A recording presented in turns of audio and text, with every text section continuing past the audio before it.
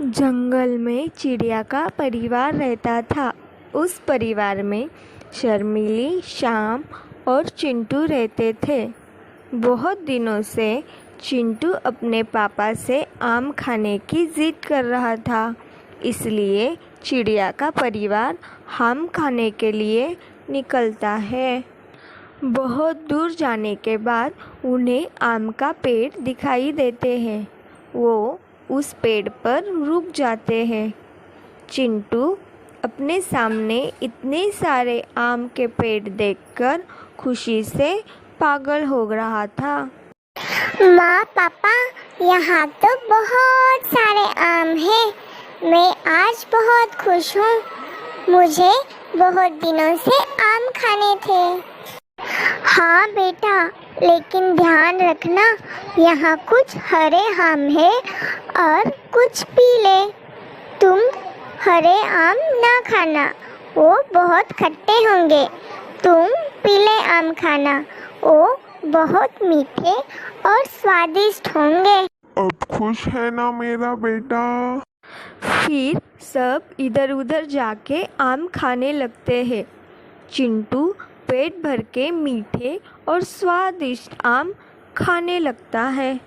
शर्मीली और श्याम भी एक पेड़ पे बैठे हुए होते हैं। तब शर्मीली की नज़र ऊपर आसमान की तरफ जाती है। आसमान पर गहरे और काले बादल छा गए थे। चिंटू के पापा, बादल को तो देखो, कितने काले और गहरे बादल हैं। ऐसे लगता है बहुत जोर से बरसात होने वाली है। हमारा घर तो बहुत दूर है, हम चाहकर भी जल्दी नहीं पहुंच सकते। हमें यहीं रुककर बारिश का इंतज़ार करना पड़ेगा। तभी बारिश शुरू होती है। चिंटू भी दौड़कर अपने माँ पापा के पास आ जाता है।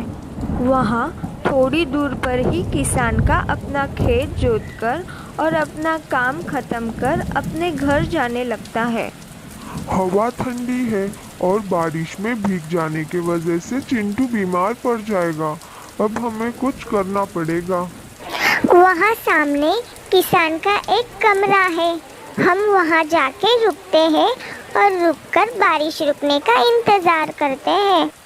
हाँ शर्मीली, तुम सही कह रही हो, चलो चलते हैं। वो तीनों वहाँ से किसान के कमरे में आके रुक जाते हैं। वहाँ बाहर किसान बारिश रुकने का इंतज़ार कर रहा था। लगता है अब ये बारिश जल्दी नहीं रुकेगी। मुझे अब घर चले जाना चाहिए। मैं कमरे को बंद करके घर चला जाता हूँ। फिर किसान कमरे को बाहर से बंद कर देता है और ताला लगा देता है और अपने घर चला जाता है। चिंटू के पापा, लगता है किसान ने दरवाज़ा बंद कर दिया है। अब हम बाहर कैसे जाएंगे? तुम चिंता मत करो, मैं देखता हूँ। फिर शाम दरवाज़ा खोलने की बहुत कोशिश करता है, लेकिन दरवाज़ा खुलता नहीं। लगता है बाहर से किसान ने कुंडी लगा दिया है। अब तो बहुत मुश्किल हो जाएगी। चिंटू की माँ रोने लगती है। हम यहाँ फंस गए।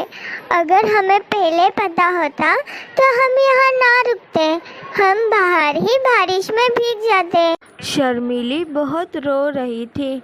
माँ, आप रो नहीं, हम कुछ ना कुछ देखते हैं कि बाहर कैसे निकल सके।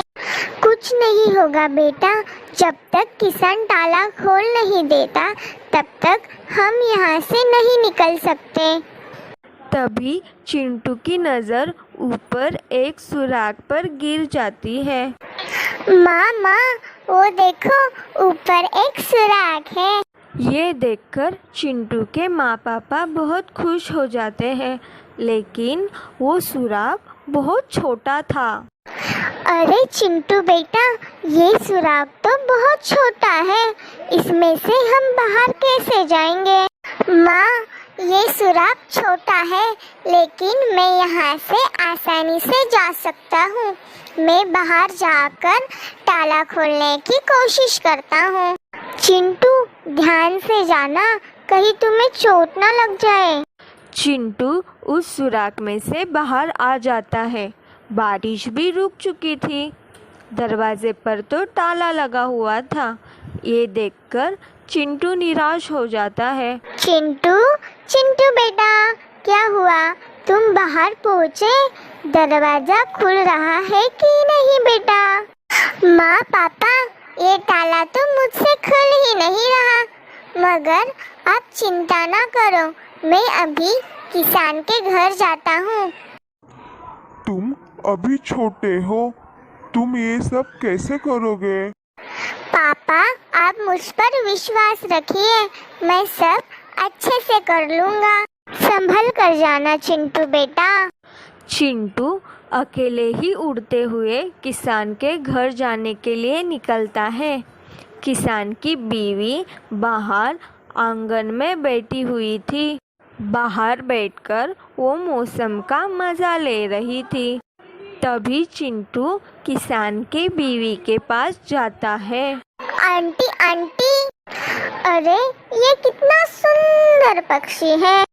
आंटी आंटी, हम बारिश से बचने के लिए आपके खेत वाले कमरे में रुके हुए थे कि अंकल ने बाहर से ताला लगा आए हैं।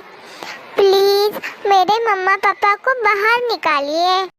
प्यारे पंछी, आप कितना प्यारा बोलते हो। आप बाहर कैसे आए हो?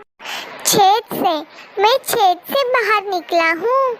ये सुनकर किसान की पत्नी हंसने लगती है। बहुत होशियार हो तुम प्यारे चिड़े, आप मुझे बहुत अच्छे लगे हो। चलो, मैं आपके साथ आती हूँ।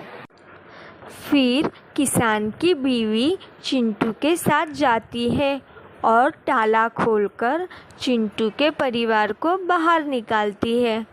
फिर सब किसान के बीवी को धन्यवाद भी कहते हैं और वहाँ से चले जाते हैं। ऐसे चिंटू ने बहादुरी से अपने और अपने मम्मी पापा की जान बचा ली।